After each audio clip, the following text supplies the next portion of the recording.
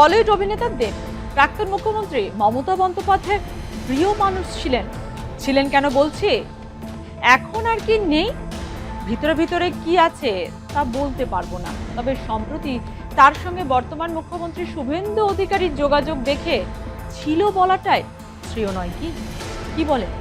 সে যাই হোক, আসল কথা হলো দীপক অধিকারী ওরফে দেবের অবস্থান কোন দিকে। কারণ টলিউডের সুদিন ফেরাতে দেবের কাঁধে নবান্ন থেকে বর্তেছে এক বড় দায়িত্ব, আর সেই দায়িত্বে আবার রয়েছে হিরণও। তবে কি এবার দুই নায়কের মধ্যে ফাটল জুড়ল বলে আগামীতে কি হতে চলেছে টলিপাড়ায়, সেখানেও বদল অবশ্যম্ভাবী। রাজ্যে তৃণমূল ক্ষমতাচ্যুত হতেই টলিউডের অন্তরেও ক্ষোভ বিক্ষোভ সামনে আসে। ব্যান্ড কালচার থেকে শ্রোতাহানি, নারী নিগ্রহের মতো ঘটনা প্রকাশ্যে এসেছে। এই নানান অভিযোগই একসময় টলিপাড়ার হর্তাকর্তা স্বরূপ বিশ্বাস এখন জেল হেফাজতে। আর তাই টলিউডের হাল ফেরাতে এবার সরাসরি নবান্ন থেকে নেওয়া হয়েছে উদ্যোগ।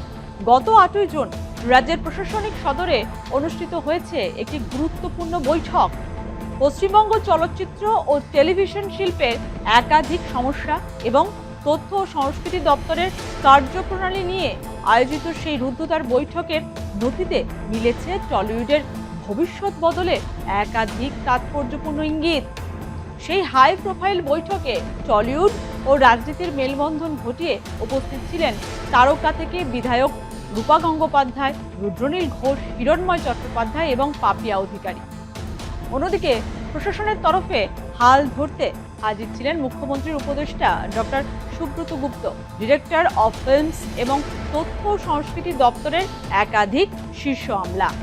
বড়সড় প্রশাসনিক রদবদল ঘটতে চলেছে তথ্য ও সংস্কৃতি দপ্তরের অধীনে। জানা গিয়েছে এই দপ্তরের নিয়ন্ত্রণে থাকা প্রায় 40টি কমিটি ও সংস্থার কাজ এবার কড়া আতস কাচের নিচে ফেলা হয়েছে। অনেক সংস্থার কাজ একই ধরনের হওয়ায় সেগুলোকে এক ছাতার তলায় আনা যায় কিনা তা খতিয়ে দেখার দায়িত্ব দেওয়া হয়েছে বৈঠকে উপস্থিত বিনোদন জগতের প্রতিনিধিদেরই। শুধু তাই নয়, এই সংস্থাগুলোর সভাপতি বা চেয়ারম্যানের মতো শীর্ষ পদাধিকারী হিসেবে যোগ্য ব্যক্তিদের নাম প্রস্তাব করার ক্ষমতাও দেওয়া হয়েছে তাঁদের। সরকারি অডিটোরিয়াম ও হল বরাদ্দের চেনা নিয়মেও বড় বদল আসছে। এবার থেকে সমস্ত হল বুকিং এর জন্য একটি অভিন্ন আবেদন পদ্ধতিও চালুর প্রস্তাব দেওয়া হয়েছে, যা গোটা প্রক্রিয়াটিকে আরো সহজ ও স্বচ্ছ করবে। পাশাপাশি তথ্য সংস্কৃতি দপ্তরের বার্ষিক সাংস্কৃতিক কর্মসূচিগুলিকেও নতুন করে সাজানোর পরিকল্পনা রয়েছে রাজ্যের। তবে বৈঠকের সবচেয়ে সংবেদনশীল ও গুরুত্বপূর্ণ অধ্যায়টি ছিল টলিপাড়ার শক্তিমান ফেডারেশন এবং বিভিন্ন গিল্ডের বর্তমান ভূমিকা। কিরে, তোর বেশ র্যাশ হয়েছে দেখছি। হ্যাঁ রে, কি করবো বলতো, র্যাশগুলো কিছুতেই কমছে না। অনেক কিছু ইউজ করলাম তবুও কমছে না।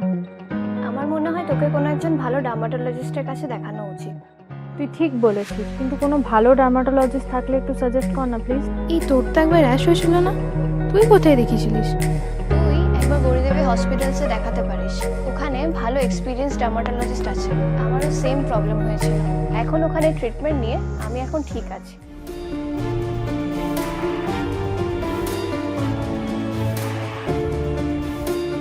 গৌরী দেবী হসপিটাল, রাজবাঁধ, দুর্গাপুর।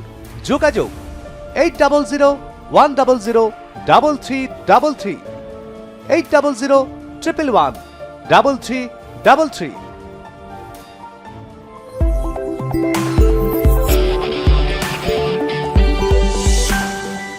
কার্যবিবরণীতে স্পষ্ট সতর্কবার্তা দিয়ে বলা হয়েছে, ফেডারেশনের বর্তমান পরিচালন ব্যবস্থায় যদি দ্রুত পেশাদারিত্ব এবং স্বচ্ছতা ফিরিয়ে আনা না যায়, তবে গোটা চলচ্চিত্র শিল্প এক বিপুল আর্থিক বিপর্যয়ের মুখে পড়বে, যার সরাসরি কোপ গিয়ে পড়বে স্টুডিও পাড়ার সাধারণ টেকনিশিয়ান ও কলা কুশলীদের কর্মসংস্থানের উপর।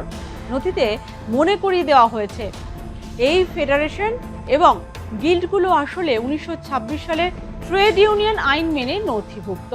তাই গায়ের জোরে নয়, ভবিষ্যতের যে কোনো পরিবর্তন আসতে হবে সম্পূর্ণ আইনসম্মত উপায়ে এবং সরকারি নিয়ম মেনে। নতুন নির্বাহী কমিটি গঠিত হওয়ার আগে পর্যন্ত বর্তমান পরিকাঠামোই বহাল থাকছে। তবে এর আইনি অবস্থান স্পষ্ট করতে ট্রেড ইউনিয়নের রেজিস্ট্রারের কাছ থেকে একটি পুঙ্খানুপুঙ্খ রিপোর্ট তলব করা হয়েছে, যা পরবর্তীতে বিধায়কদের হাতে তুলে দেওয়া হবে। স্টুডিও পাড়ার এই টালমাটাল পরিস্থিতি সামাল দিতে এবং দৈনন্দিন কাজকর্ম সুষ্ঠুভাবে পরিচালনা করতে একটি শক্তিশালী উপদেষ্টা কমিটি গঠনের রূপরেখা তৈরি হয়েছে। আর এই কমিটির তালিকায় রাখা হয়েছে টলিউডের সব হেভিওয়েট নাম। এখানে যেমন রয়েছেন প্রসেনজিৎ চট্টোপাধ্যায়, কৌশিক গঙ্গোপাধ্যায়, রুদ্রনীল ঘোষ, পাপিয়া অধিকারী, রূপা গাঙ্গুলি, দেব ও হিরণ। তাই অনেকেই বলছেন একই কমিটিতে দেব ও হিরণ। তবে কি এই দুই নায়কের সম্পর্কে রাজনীতির কারণে যে মেঘ জমেছিল তা কি কাটতে চলেছে? টলিউডের স্বার্থে কাঁধে কাঁধ মিলিয়ে কি চলবেন দেব হিরণ?